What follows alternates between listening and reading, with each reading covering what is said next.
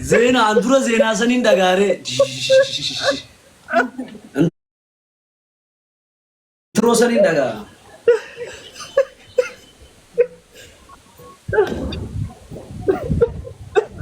ganama oduu jira si galee oduu information addunyaa kanaa jiraami niwusa gizee hunda niwusa saniin hirribaan akaasa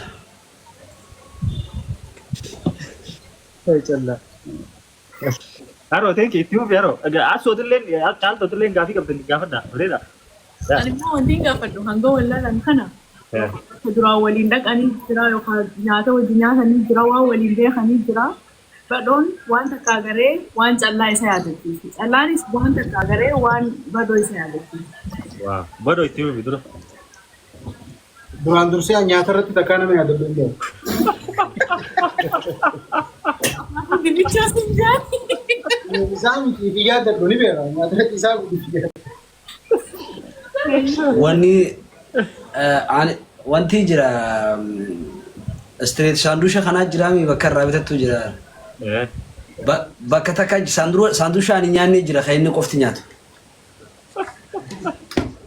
ani nyaatu ni beeka an kurbureetiin jaa ani nyaatu sagalee maaliif nyaama maaliif nyaama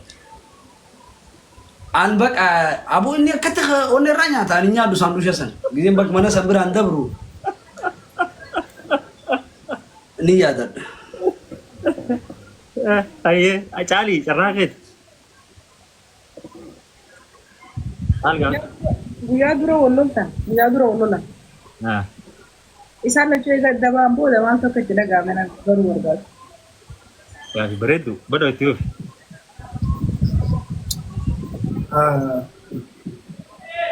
Dhugaa dubbachuun wanta irra wal dhabne irra dhaabbadhee yeroo yaadu wanti na dhaga'amee jiraatu akkamii akka nama osoo hojjechiisu dubartii takka osoo hojjechiisu akka chiitsirra gootee maal jechuun kaadamu.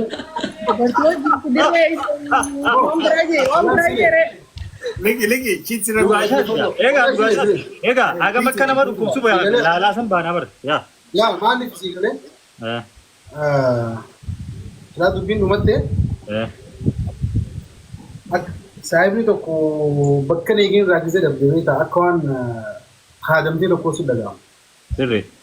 Yoo dhugaa dubbanne miira san dura dhaga'ama akka kaadamu. Wow. Thank you. Welcome. Callaa haa ta'u. Mootirra jirtu. Dhagee warra nama dilaanatti hidhanii warra. Ammaa tuna dhaga'anii beektanii? Sababa addunyaa kanarra namni sirrii jiru bakka kanuma jee addunyaa kanarra namni sirrii jiru hin jee bakka because guyyaa 10 booda kan inni isaaf jechuun osuman dabaluu fi wanta ta'e san kan inni arge guyyaa 10 booda 17 takka booda jennaan silkii cufeetuma Simon jee addunyaa kanarra bakka namni sirrii jiru Angga addunyaarra namni sirrii isaaf hin ta'a beekee duraan. Ammallee anuma.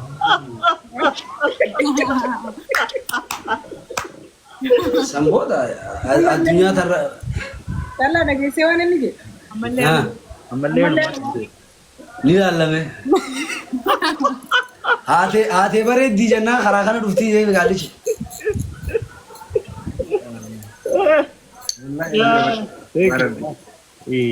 Amma gaatiin tiyya.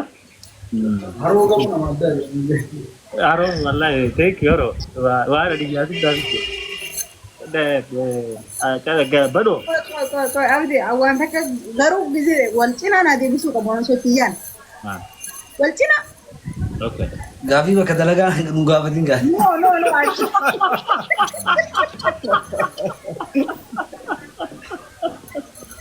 No. Balcina yaada keessan hin barbaadu. Okay. Isin hiriyoota yeroo dheeraa waliin turtanii warra sirriitti wal bira. Hatta ciikilleen dhalalleen takkaa walii jaalata. Yoo takka isa jaalatee. Gaafii xiyyan gaafatiin gaafilleen waan biroo. Gaafii xiyyan gaafatiin. No gaafii xiyyan gaafatiin. San gaafachuun deemu koye. Ayyee. Yeroo koye deemu jala. hanga adii isaafis giseen afaan irraa fitan yaaroo lakkoofsa isaaf hanga 5 wal cinaa jechuu qaban. Okay. Amma yeroo jalqaba wal agartan maal gootan? Dafaga. Ada yana. Me adi tu.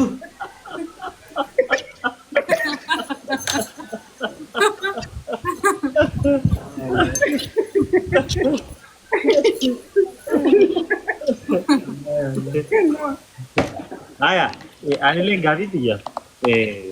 Egaa wajji turtanii because iccitii walii hunda beektanii dhalaan badoon beeku callaan ni beeka akka yaada tiyyetti dhalaa callaan beekus badoon ni beeka. Jala sarari boo qalama diimaan akkana qalama diimaan jettee eefa walitti mufattanii dhalaa san takka kajalaa because isin lamaanuu singiliidha dhalaa san tokkotti kara tokkotti taafte hin jirtu badoo dhalaa waliin qabdan.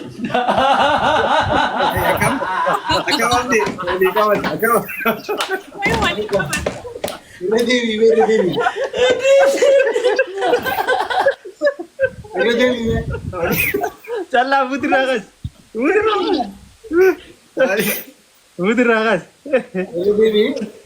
Aya, waan hin jee.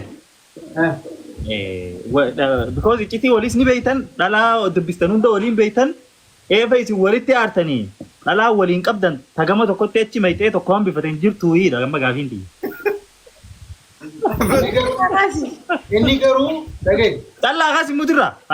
Dhagee abdii. Biqilee kun qabu haga waldamne kana jirtu waan inni duuba jechuu ture. Erga badeen deemee naa barakatanii waan jiru qofan dhagee. Ammallee waan biroo hin dhagee. Dhugaadha jannaa. Bira gaafii tan osoo nu gaafachuu baate because nama wal dhabsiifta waan ta'eef jecha. Lakki Davis ittoo. Jechuun amma namoonni as jala jiru jira amma as jala. Davis. Ni jiran boo ati akkamitti dhabaman. Aboo guruppiin ni jirti. Guruppiin isaallee ni jirti. Guruppii isaatiif iddoo ammas normaal ni jira. Warri amalaalaashiin hin jirtu. So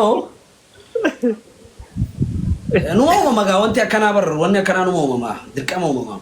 Amma gaafiin tiyyata dhumaa karamitti amma dhalaan isin jidduutti hafte sun amma kara eenyu deebitiidha amma isin walitti fayyitanii. Dhalaan isin jidduutti hafte jettee bar waan dilata dhalaa dilata akka gootee bar. Duuba dilaan isin nam lamaa bar. Abdii. Ani waan Kumba. Waa wajji waldara godhanne ni beektaami. Hiyya if qabaji wajjine wallahi adabadhu. Bado. Eloo maaskii mataan duraan dhukkubsi naafate finnee jirra. Adabadhu. Rabsaa isaa wajjinis tabiratti hin danda'u. Haroo sii galtee? Dhagee. Taa'e booda. Dhaggeeffatu. Dhagee. Abdeeffaadhaan isaa ka jiituu nama kanneen nama wal lolu. Halo? Osoo raandiki maanaa deebise.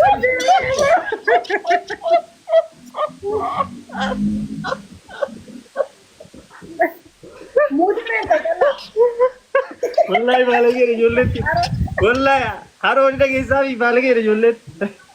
Yalla. Muudura jirta yalla. Wallahi baalageera. Atiif godhe abdii atiif godhe. Wallahi isin baalageera. Awa ijoollee baakka. Abdee mee qasaa Alibaaba irratti? Hiyya. Laal jara keenya gaa. Isintu beekami gati? Kani kaddaa bundeena nyaatanii.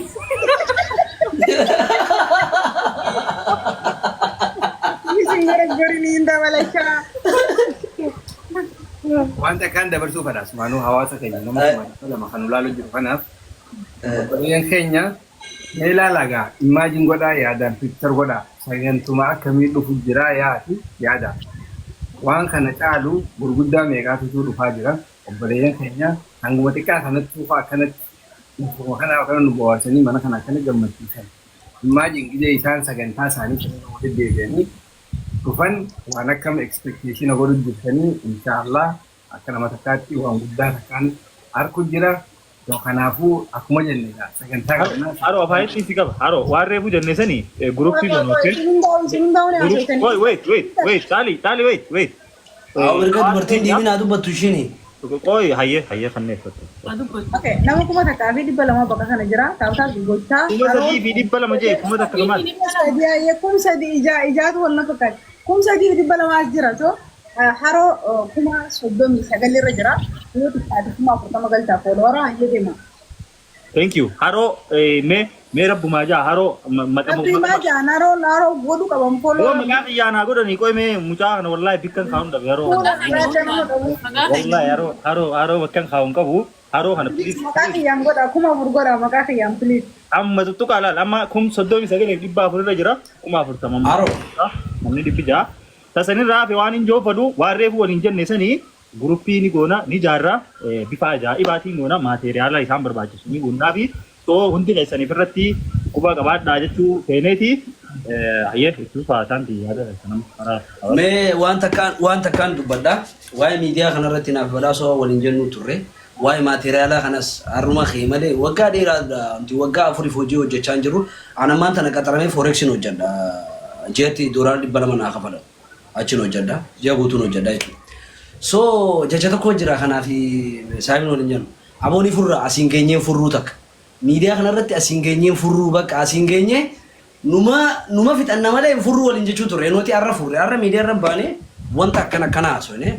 Or erga miidiyaa kanarra baanee haasawuun hin oolamne waa'ee maateriyaala kanaan haasoo fedha. Nuti dandeettis qabnaa ifiif editaraa, ifiif kaameraamaanii, ifiif waraabbannaa, ifiif kontant kireetaraa. So nuti wanti nu bira jiru waan guddaadha. Waan guddaa hoggaas hin jiru sadarkaa feemasoota Oromoo kanatti on exaggerative godhuun ta'in maateriyaala malee hojiin nuti hojjechaa turre hojiin isin agartan sun wallaahi billaahi mobaayila faan tarta kasma namaa gaafattee tarta kauna namaa gaafattee si galee amma immoo waan akkasii godhuu hin feenu yoo hamil kaawwate sababno production qabaachuu feena hojii babbareedaa dalaguu feena so waan kanarratti osoo maal jettaniin waan nama darbu wayiin garre mandardaraa nu taatanii nu tola because nuti nama kana hunda dura miidiyaa kanarra jiru nama takka ammas rakkoo teenyaa fi rakkoo hawaasaatiif illee waan takka dhufnee asitti namni yoo rakkate teeshina namaa jijjiiruu ajandaan gosaa dhufe dafnee taphannee ajandaa gosaa san jijjiiruu bakka namni qabsaa'u namni waa'ee poolitikaa osoo miiliyoon qabdi Oromoon garuu nama hubatee ishii bashannansiisuun qabdu nama aartiin galtee fi lakkoofsa qubaati. Nuti immoo waan nu keessa jirru kana sirriitti baafnee agarsiifachuu feena. Sirriitti baafnee agarsiifachuuf immoo meeshaa murteessaadha. Production murteessaadha. So gis takka usuun keenya kun nu miidheefaa jeetiin yaadeetitiin hin furiin naan jaa saayibni asiin geessee dubbannuu sawgaan jeen asiin geessee hin furiin naan jaa har'a garuu nin fura fureetiin jira. Akka nama isin jaalatu bakka kanaani. Mukomallee nama Ani saat dabaluufi. hayyee ofi badhaasa godhu nu qabu. Hayyee silaa inni nu jee jira soomana asiin gahee furee jira. Dhugaa dubbatu inni baanu hojiilee gurguddaa waliin bareechuu turee jira. Akka fiilmii based on true story ta'e Ahmad Giraan jechuudha. Piroojeektiilee akkasii bifa fuulduratti akkamitti akka dalagamuu qabu. Darbii isaan jirtu gola seerratti bal'inaan dubbannee jira. Wantoonni sanitti nu geessuudhaaf immoo maateriyaaloota edira maateriyaaloota ammaan kan jirurraa yeroo hedduu piroograama qabannee aboo meeqis waan kana waliin baatu waliin gochaa ture. Har'a garuu dubbatame sagantaa itti aantutti immoo bifa isin jettaniif waan takka wanni nurraa eegamu immoo hojii itti as baanu. Immoo akka itti as baanu pirtaayisii Malaka jedhamu asirratti illee dubbachuun barbaachisaa jee yaadu silaa namni miidiyaa raadila kana turee akka callaanis baanu. Innis forex irra qaxaramee dalagu jira. Anis xiqqaattus biizinasa xiqqoo takka kanirra godhu jira. Alhamdulillah haa ta'u maateriyaala kun yeroo bakka nu qabate akka nama aartiitti dhaloota kanarraa roga aartiitti waan irraa eegamuu qabu. Dirqama keenya baachuudhaaf qophiidha. Waan isinitti hin dhufnu immoo naaf mucaa qancaraa kana silaa uumaa kun dhimmoo keessa hin baantu wal mareennetti waan godhamuu qabu moona isin tateessanii hunda caalaa immoo galatomaan guyyaa. galatoomaa jechuudha. Namni dhukkuba ni ulfaata siigalee fedhinnaa fi himachuun hedduu ulfaata.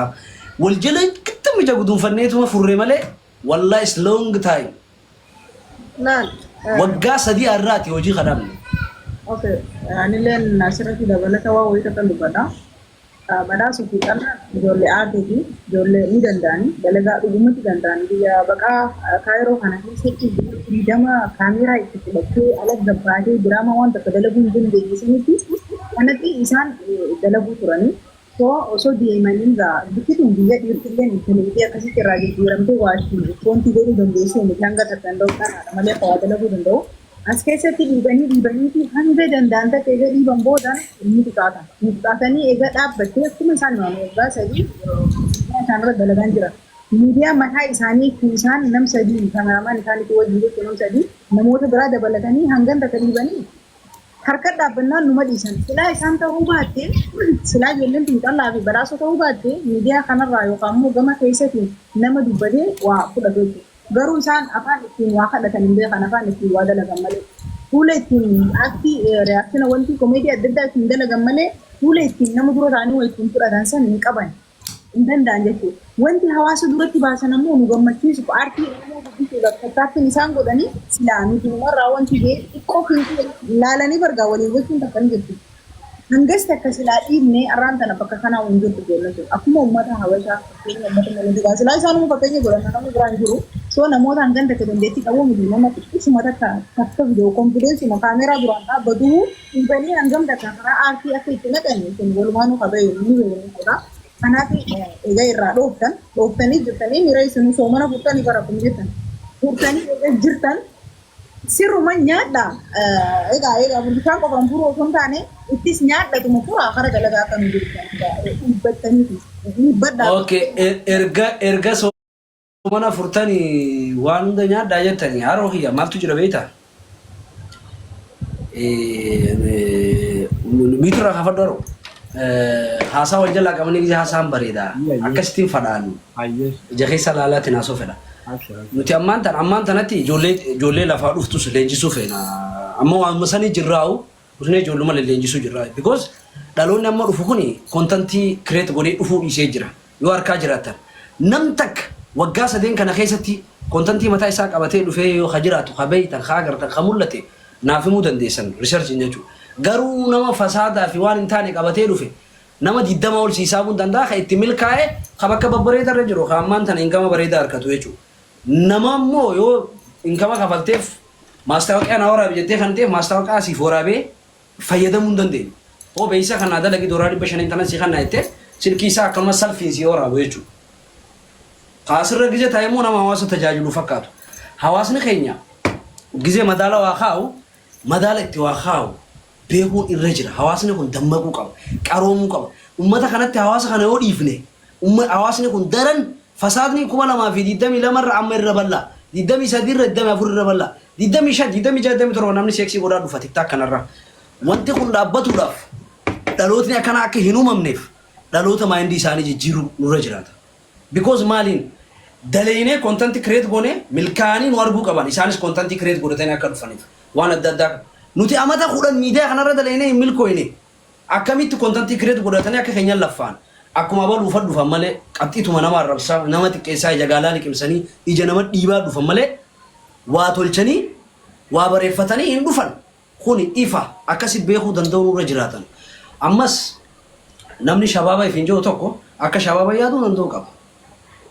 Okay, faayireejiin ni dhumti erga faayireejii keessaa ba'ee gaaf sanitti waan badii dagdee dogongora dalagee eega guddatee booda dogongora sanirraa ibsarreessee hawaasa kana waan sirnaa takkaan tajaajiluu qaba. Kara tokkummaatti harkisuu qaba. Saatan ummanni shabaabni Afrikaanota waa'ee Paan Afrikaanizimii haasa. Shabaabni Oromoodhaa immoo waa'ee gosa haasa.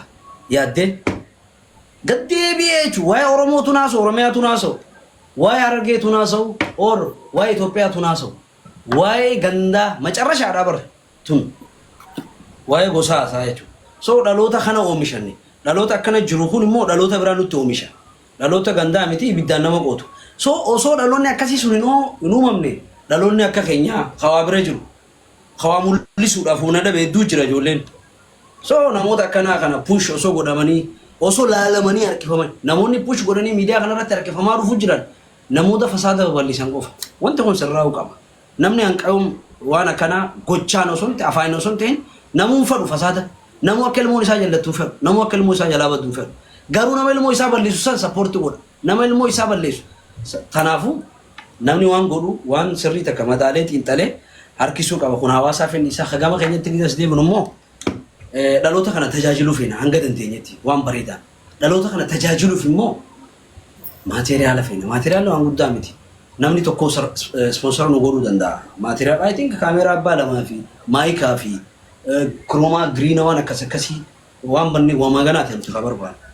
So yoo nu tola yoo maateriyaala kana surprise nu gootan. Ammoo carraa akka irra dhufnee kana booda miidarra dhufnee waan kana ni gaafannaa hin yaadina. Tanaa warra irraa dhuunaa numa dhoosnee dubbannee carraa kanatti fayyadamnee harkannee jeetumaan dubbannee galatooma ulfaadha. Laal baga dubbatte waan ati amma dubbatte kana waan bareedaa kaaste. Akkuma maree kun tana silaa bara asumatti ammaan tana hin jalqabne inneetitti yaadnee turre yoo haa yaadde kun ta'e ammoo jidduu ni gaa kanuma qoosaa goonee itti wali malee. Ammoo obboleessatti yaabdee waliin ni jee akkaan gaarii hubadheetti waan san amma arra qabnee akkanumatti keessaa marii goonee waan akka sagantaa itti qabannee dhufnee waan kana irratti aareetti illee itti qophoonnee kaashaabii saniis akkaawuntii saniis waa hunda bifa itti silaa guuru yookaan yoonii fi giiftiidhaan illee ta'e asoo ati isan ta'in namni silaa biyya kana jiru yookaan nagaa jiru akka abdee bakka lamaan kanarraa takka irratti akka giiftii sanillee guuramu dhufeenii fi bahuus akka silaa bahuuf illee laafatu.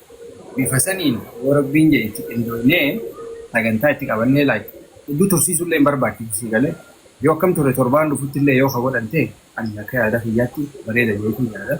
Yoo immoo torbaan dhufuu miti guyyaa salaasaa yookaan arbaa yookaan jiraami widdee keessa kaa'aguun yennullee ta'e yoo godhanamillee hedduu natti tola wallaahi laziman waa dubbachuuf. Yoo ammaatu sinillee maaliif amma keewwee sa'aatii ammaa kanneen akkasii waan kana milkeessuudhaaf jechuuf hundaa sababbeen akka jedhe keessaan haasofnee waan saniitillee irra mareennee qophoonnee waan kana ittiin as bahuu qabnaa torbaan takkaa gadi.